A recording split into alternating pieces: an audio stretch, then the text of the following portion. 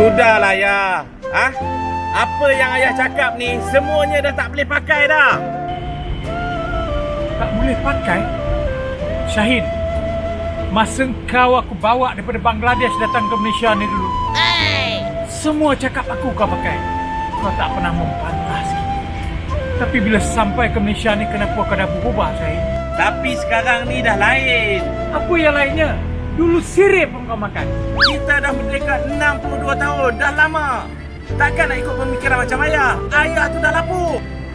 Macam ni lah ayah. Kalau ayah dah rasa tak boleh ikut pemikiran saya, cara saya rasa elok ayah keluar daripada rumah saya ni.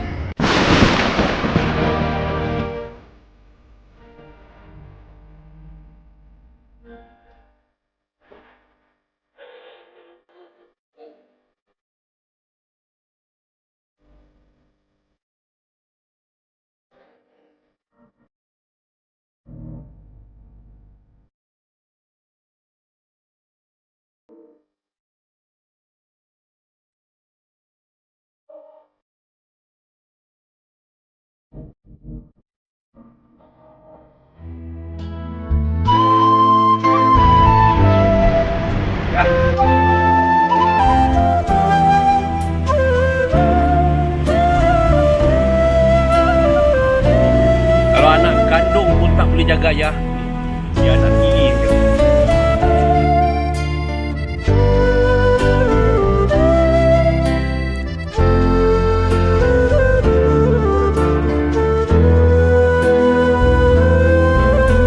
Ayah, sudahlah ya.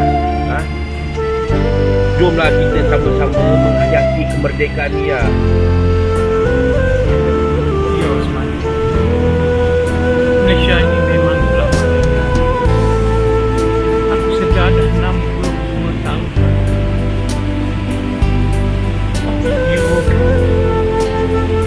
Jiwa aku, Osman, jiwa yang kita dijajah oleh anak